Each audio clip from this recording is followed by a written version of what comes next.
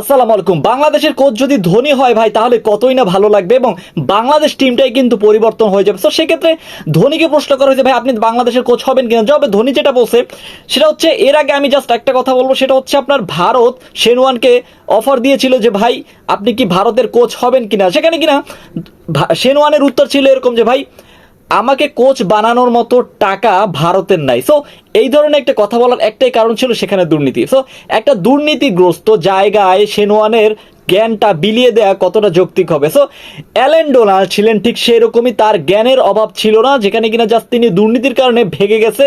এবং Steve Rhodes বলেন তিনিও সেই দুর্নীতির কারণে ভেগে গেছে।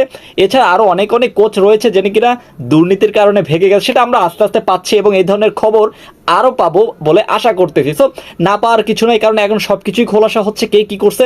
সো ধোনি যদি বাংলাদেশের কোচ হয়, প্রথমত ধোনি বাংলাদেশের কোচ হবে কিনা এইটা হচ্ছে ফার্স্ট কোশ্চেন। সো ধোনি কেন কোচ হবে? ধোনি কারণ এই ধোনি এখন যেটা ধোনি যে পরিস্থিতি আছে, সেখানে কোচ হওয়ার সম্ভাবনা খুবই কম। কেন কম? তিনি মূলত আইপিএল খেলতেছে, আইপিএলে যে টাকা কামাইতেছে সে টাকা অন্তত বাংলাদেশ দিতে পারবে না। আবার কেন বা নাও দেওয়ার মানে অনেক দেওয়ার কারণ, কারণ হাতুর সিংয়ে বেতন পায় প্রায় মাসে 34 লক্ষ টাকা। আপনি একটাবার চিন্তা করছেন, 34 লক্ষ টাকা যদি একটা মানুষ বেতন পায়, তাহলে তিনি কতটা মানে বাংলাদেশ আর কি বিদেশে কোচ নাই কেন আসতে চায় না? দেখেন আফগানিস্তানের মতো প্লেয়াররা যেখানে কিনা ডিজে ব্রাভোর মতো কোচ আনতে পারে, সেখানে কিনা আমরা সামান্য ভালো মানের একটা কোচ দেখতে পারি না। কানাডা বলেন, আমেরিকায় রিকি পন্টিং গিয়ে তিনি কোচ মানে পরামর্শ দিয়ে থাকে, যেখানে বাংলাদেশের আর কেউ নাই। মানে বাংলাদেশে কেউ কোচ হইতে চায় না ভাই। বাংলাদেশ শাকিল মোস্তাক তিনি হয়তো বা একটা রিজন দিয়ে তিনি চলে গেছেন, কিন্তু রিজনটা ছিল এরকমই যে বাংলাদেশের দুর্নীতি হচ্ছে ভাই। সো দুর্নীতির জায়গায় আপনি কেন থাকবেন? কোশ্চেনের নাম্বার ওয়ান, আপনি দুর্নীতির জায়গায় আপনার জ্ঞানটা কেন বিলিয়ে দিবেন ভাই?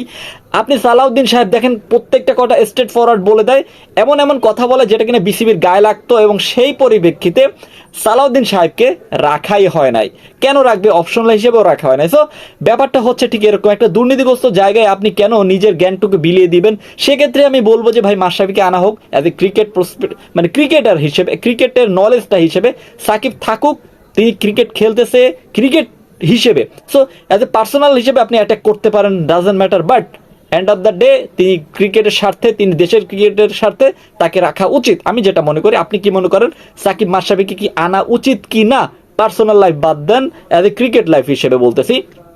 সো এখন আমরা পার্সোনাল হিসেবে MS ধোনি যদি আসে ভাই, বিশ্বাস করেন অনেকটা ভালো হবে। MS ধোনি জাস্ট এক কথায় ফিরিয়ে দিয়েছে অফারটা। এই অফারটা আসলে কেনই বা তিনি একসেপ্ট করবে? কারণ বাংলাদেশের মতো জায়গায় তিনি কেনই আসবে? তিনি একটা বড় মনের মানুষ, বলে তিনি একটা বড় মাপের মানুষ, তিনি কেনই আসবে বাংলাদেশ? সো আপনি কি মনে করেন MS ধোনিকে কি রিকোয়েস্ট করা যায় কিনা? প্লিজ কমেন্ট করে জানাই দেবেন। MS ধোনি ছাড়াও অনেক কোচ আছে ভাই, টাকা দিলে অনেক কোচ আসবে। ইভেন টাকা ছাড়াও অনেক কোচ আসে না, কিন্তু একটা জিনিস খেয়াল করলে দেখবেন। সো আপনি কাকে কোচ চান? আমি পার্সোনালি ফিল করি যেটা স্টিভ রোডস বলেন, সালাউদ্দিন বলেন, এরা জানি থেকে যায়। এবং নাজমুল হাসান পাপন সাহেব তো চলে গেছে, মাশরাফি মুর্তজা বিসিবির প্রেসিডেন্ট হোক।